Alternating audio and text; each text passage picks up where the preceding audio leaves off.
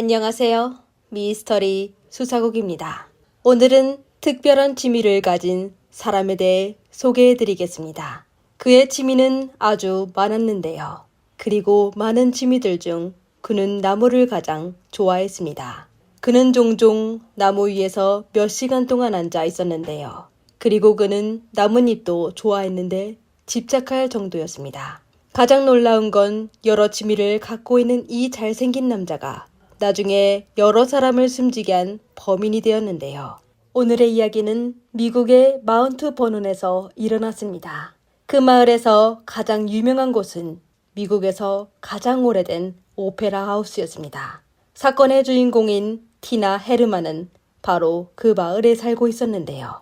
32세 티나는 2010년 남편 레리로부터 상처를 받게 되어 이혼을 선택하고 13세의 딸 사라와 11세의 아들 코디를 홀로 키우게 되었습니다. 그녀의 연애 생활은 순탄치 않았는데요. 이혼 후 그녀는 그렉이라는 남자와 사귀게 되었는데 성격 차이로 오래가지 못했습니다. 티나는 현지의 데이리 퀸이라는 레스토랑에서 일했었는데 그곳에서 수년 동안 일해와 레스토랑 동료들과 친구가 되었습니다. 그 당시 그녀가 살고 있는 곳이 외딴 곳이어서 그녀는 이사할 계획을 한 게 있었습니다. 그녀는 자신이 일하는 레스토랑과 가까이 있는 아파트를 임대하고 싶어 오랜 시간을 걸쳐 인터넷에서 마음에 드는 장소를 찾기 시작했습니다. 2010년 11월 10일 수요일, 티나는 부동산 중개인과 집 보기로 약속을 잡았었는데요. 오전에 그녀는 이웃 스테파니를 불러 그녀와 함께 아파트를 보러 갔었습니다. 티나는 그날 오후 4시부터 밤까지 저녁 근무였는데 이상하게 지각한 적 없는 티나는 출근 시간이 오래되었는데도 나타나지 않았습니다. 레스토랑의 매니저 발레리는 티나의 친한 친구였는데 티나에게 여러 번 전화해도 그녀는 전화를 받지 않았습니다. 발레리는 뭔가 잘못되었다는 느낌이 들어 다른 몇몇 동료들과 티나의 집으로 찾아갔습니다. 티나의 집에는 불이 켜져 있었고 그녀의 차도 진입로에 주차되어 있었습니다. 하지만 티나에게 암만 전화를 걸어도 그녀는 여전히 받지 않았는데요. 발레리는 할 수 없이 그녀의 집으로 가 문을 두드렸지만 아무런 대답이 없었습니다. 가장 이상한 건 티나가 키우는 개도 짖지 않았는데요. 발레리는 티나에 대해 아주 친해서 티나의 강아지가 누군가 문을 두드릴 때마다 짖는다는 걸 잘 알고 있었습니다. 하지만 그날 밤 발레리는 아무리 세게 문을 두드려도 티나의 집에는 아무 소리도 들리지 않았습니다. 이에 걱정이 된 발레리는 911로 전화하여 도움을 요청하였습니다. One of my employees did not show up for work this afternoon at 4 o'clock, Okay. which is totally uncharacteristic of her. I'm very concerned about her. What's her name? Her name is Tina Herman. 신고받은 경찰은 저녁 7시 30분경 티나의 집으로 갔는데요. 하지만 경찰관도 아무리 세게 문을 두드려도 대답하는 사람이 없었습니다. 그리고 수색영장이 없어 경찰은 떠날 수밖에 없었는데요. 11월 11일 목요일 이튿날에 티나는 여전히 깜깜무소식이었으며 그녀의 두 자녀 사라와 코디도 학교에 가지 않았고 기이하게 사라졌습니다. 그뿐만 아니라 사실 티나의 이웃인 스테파니도 같이 사라졌는데요. 41세의 스테파니는 티나의 좋은 친구이며 티나의 집에서 가까운 곳에 살고 있었습니다. 그녀가 마지막으로 나타났을 때 티나와 같이 있었는데요. 다시 얘기하자면 사실 거의 동시에 4명의 사람이 같이 사라졌다는 것입니다.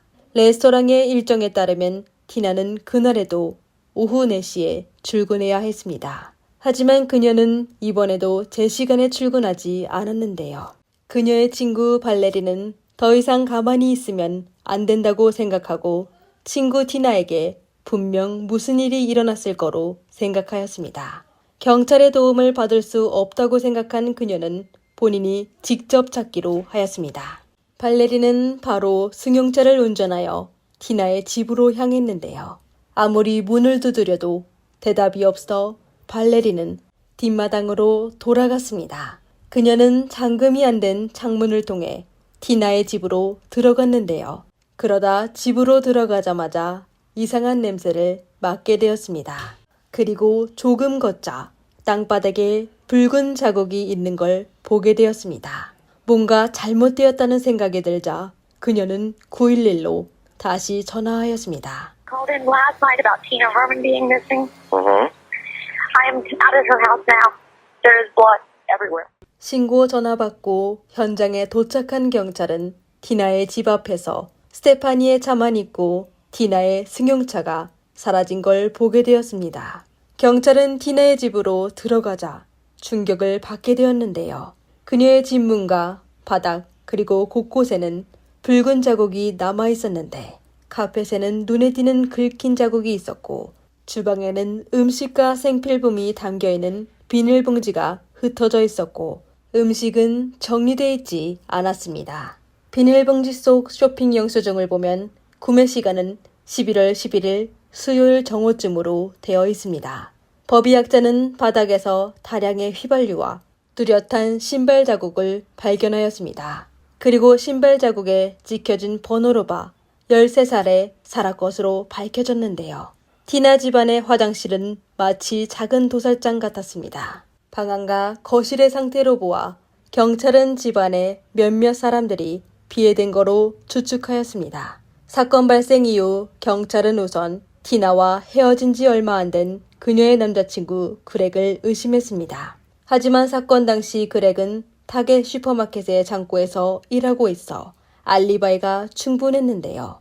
그렉 측에서 아무것도 발견하지 못한 경찰은 두 팀으로 나눠 한 팀은 사건 현장 인근에서 대규모로 수색하며 생존자를 구원하기 시작했고 또 다른 한 팀은 사건 현장소에서 범행 도구나 용의자의 지문을 수습하는 데 중심을 두었습니다. 그리고 경찰은 또 티나의 사라진 포드 픽업 트럭의 사진을 공개하며 대중들이 단서를 제공하기를 기다렸습니다.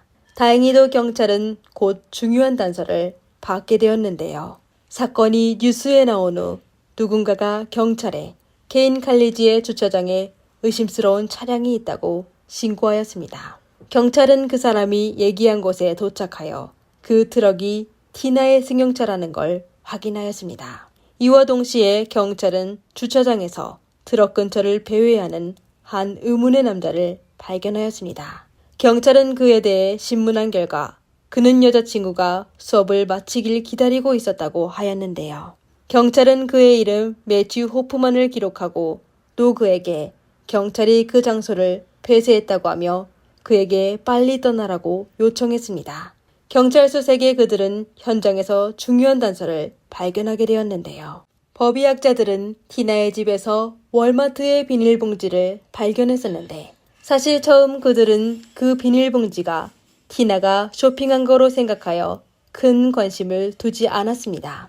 하지만 확인 결과 그 비닐봉지 안에는 음식이 아니라 커다란 캔버스가 있었습니다. 경찰은 월마트의 CCTV를 확인하여 그 캔버스를 구입한 사람을 바로 찾아냈는데요. 그 사람은 25살에서 30살 정도의 나이에 중간 체격의 남성이었는데 현금으로 결제하였습니다.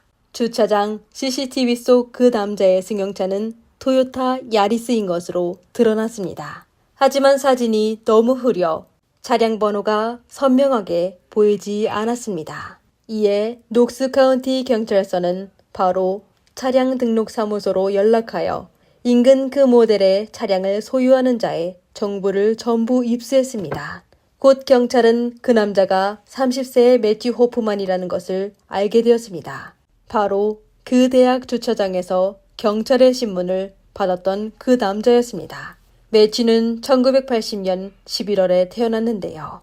그의 부모는 1997년에 이혼했는데 이로 매튜는 영향을 받았는지 학교 친구들은 매튜가 겉보기에 잘생기고 온화했지만 말하기를 싫어하고 의사소통에 능숙하지 않다고 하였습니다.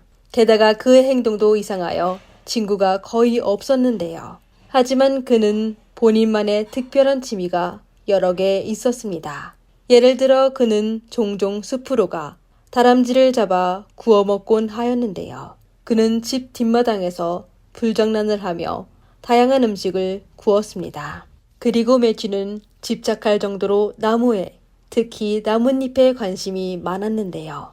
매튜의 이웃들은 매튜가 종종 혼자 나무 위에 올라갔다가 조용히 앉아 몇 시간 동안 주변 이웃들을 내려다보곤 했다고 말했습니다. 2001년 20세의 매튜는 특급 방화 혐의로 유기징역 6년을 선고받았습니다. 그 당시 매튜는 한 아파트에서 강도질을 했었는데 본인의 범행을 은폐하기 위해 불을 지른 것이었습니다. 결국 불은 주변 가옥에 번져 최소 200만 달러, 하나로 약 2억 6천만 원 상당의 피해를 보게 되었습니다. 감옥에서 석방된 후 매튜는 여러 가지의 일을 했었는데 2010년 형사사건이 발생하기 몇 개월 전에 매튜는 나무 다듬는 일을 하게 되었습니다. 하지만 그의 이상한 행동에 그의 동료와 상사는 불만을 하게 만들었습니다. 결국 매튜는 얼마 안 돼 해고되었는데요. 매튜에 대한 조사를 마친 후 경찰은 11월 15일에 바로 매튜의 자택으로 출동하였습니다. 경찰이 그의 집을 들이닥쳤을 때 매튜는 거실 소파에 자고 있었고 그의 집 안에는 들어가자마자 눈앞에 펼쳐진 광경에 놀라게 되었습니다. 거실의 바닥에는 아주 두꺼운 나뭇잎이 덮여 있었고 썩은 듯한 냄새가 났습니다. 처음 경찰은 티나와 다른 실종자가 나뭇잎에 묻혀 있는 게 아닌가 싶었는데 자세히 수사한 결과 썩은 냄새는 사실 잎사귀 아래에 있는 몇 마리의 다람쥐에서 난 겁니다. 그리고 나뭇잎은 거실뿐만 아니라 집 전체의 모든 공간에 가득 차 있었습니다. 만약 바닥에 변기가 없었다면 사람들은 그곳이 화장실이라는 걸 믿지 못할 정도였는데요. 수사 중 경찰은 집안의 지하실 입구가 캐비닛으로 막혀 있다는 걸 발견하여 캐비닛을 제거했는데 놀라운 사실을 발견하게 되었습니다. 벽 뒤에는 양손이 테이프로 묶인 채 나뭇잎과 담요로 만든 매트리스 위에 조용히 앉아있는 13세 사라가 있었습니다. 경찰을 보게 된 그녀는 기쁜 것보다 좀 당황해 보였습니다. 그녀는 경찰에게 학교에 늦었다며 또 애완견이 어떻게 됐냐고 물었습니다. 알고 보니 사라는 며칠 전 남동생과 같이 집으로 들어갔을 때 매튜가 도구를 들고 그들을 향해 달려와 깜짝 놀란 사라는 바로 자신의 방으로 달려가 문을 잠그고 911에 신고 전화를 걸려고 했습니다. 하지만 그녀는 경찰에 전화하면 범인이 자신을 가만 안 둘 것 같아 망설이게 되었는데요. 그틈에 매튜가 사라의 방으로 강제로 들어가 사라에게 그가 전기 충격봉으로 그녀의 남동생 코디를 쓰러지게 했다며 그녀에게 저항하지 말라고 하였습니다. 그리고 그는 사라를 묶어 차 안에 가둔 후 본인의 집 지하실에 가두고 크리스마스 때 그녀를 집으로 보내줄 거라고 얘기하였습니다. 경찰은 사라를 찾았지만 티나와 코니 그리고 스테파니는 보이지 않았습니다. 사라도 세 사람이 어디에 있는지 전혀 모른다고 했는데 사건 당일 도대체 무슨 일이 있었는지 세 사람은 또 어디로 갔을까요? 우선 2010년 11월 9일 사건 당일로 돌아가 봅시다. 이날 백수 매튜는 티나의 집을 지목하게 되었습니다.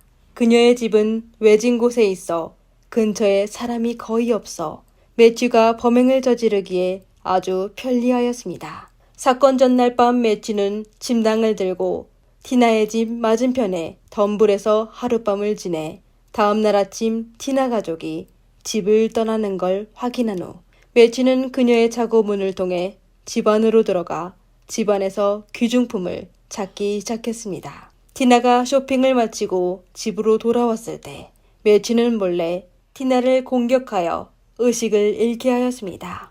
이때 이웃 스테파니도 티나의 집에 찾아왔는데 이는 매튜가 예상하지 못한 거였는데 매튜와 쓰러진 티나를 목격하게 된 스테파니는 비명을 지르며 도망치려고 했는데 결국 매튜에게 참변을 당하게 되었습니다. 그 후 매튜는 티나의 집으로 돌아가 티나를 숨지게 하였습니다. 매튜는 그 당시 본인이 제정신이 아니었다며 그냥 무의식적으로 두 사람을 가능한 한 빨리 처리하려고 하여 그는 티나와 스테파니를 화장실로 끌고 가 검은색 비닐봉지에 넣었습니다.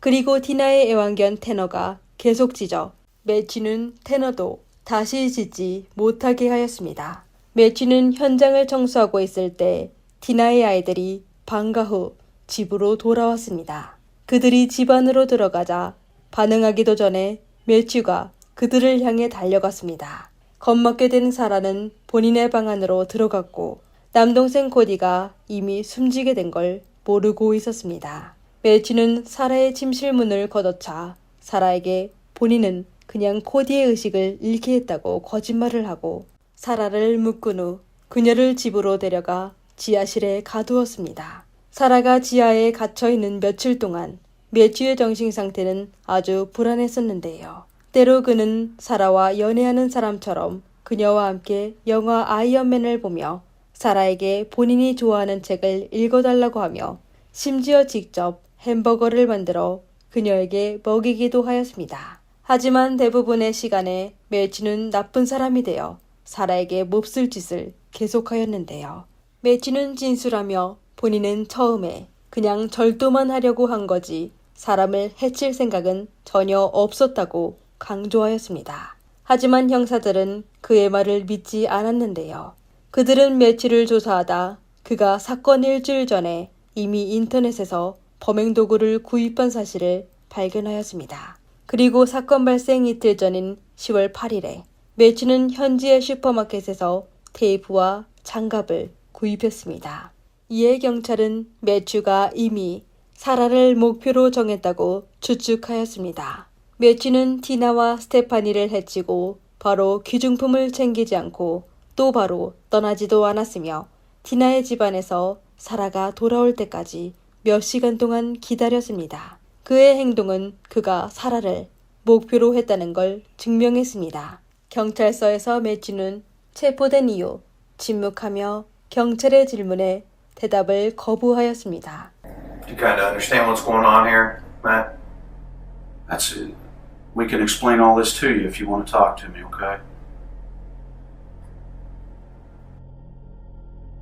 Can you hear me?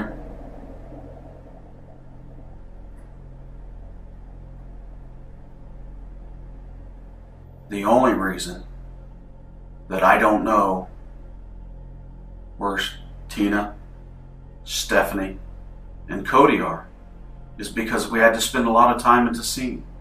We will know. We will find them. And if it's going to come to it that it's not with your help, then so be it.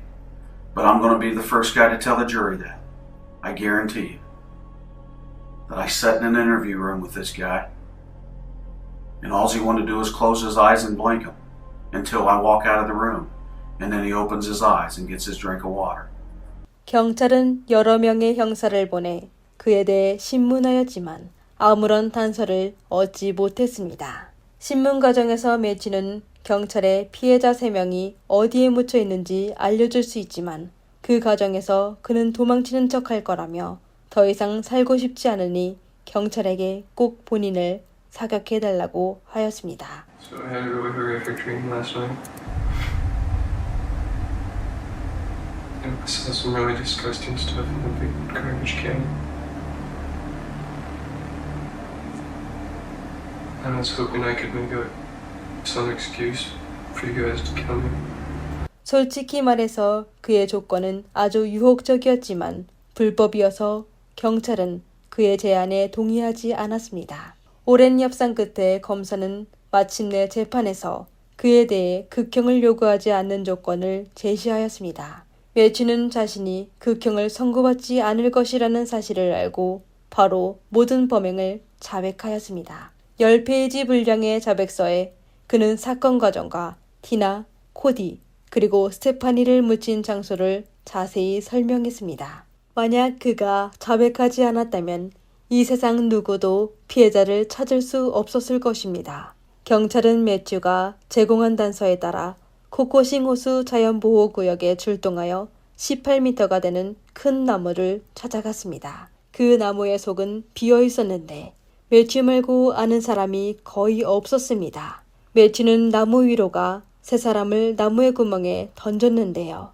그 나무의 두께가 아주 두꺼웠는데 경찰견도 곁에서 피해자의 냄새를 맡을 수 없었습니다. 결국 경찰은 나무를 자른 후 구멍 속에 숨겨져 있던 세 사람을 찾아냈습니다. 2달 뒤인 2011년 1월에 매튜는 검찰이 법정에 제기한 10가지 혐의에 대해 유죄를 인정하여 판사는 매튜에게 가석방이 없는 종신형을 선고하였습니다. 판결 이후 매튜의 변호사는 그를 대신하여 피해자의 가족에게 매튜의 죄송함을 전달하였습니다. This was a random burglary that went terribly, terribly wrong. It's tragic. Can't undo what is done.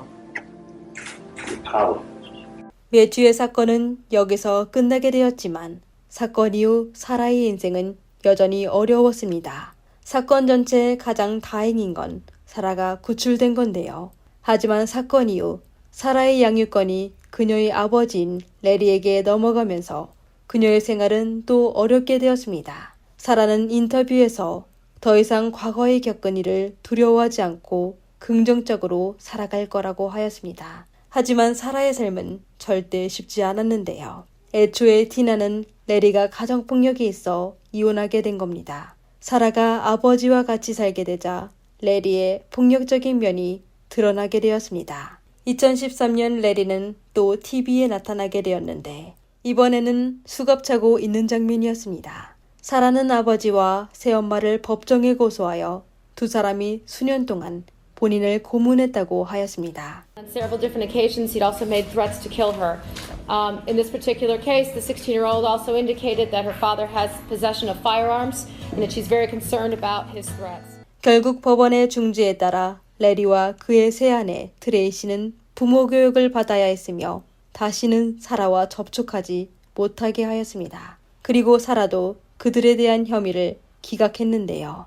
또 그녀의 양육권은 할머니에게 이전되었습니다. 그 이후로 사라는 다시 사람들의 눈에 나타나지 않아 그녀가 어떻게 지내고 있는지는 현재 생활에 대해서는 아무도 모릅니다. 이 용감한 아이가 계속 낙관적인 마음으로 앞으로의 인생을 무사히 지낼 수 있도록 바랍니다. 시청자 여러분은 오늘의 사건에 대해 어떻게 생각하시나요?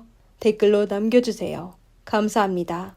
미스터리 수사국이었습니다. 다음 영상에서 뵙겠습니다.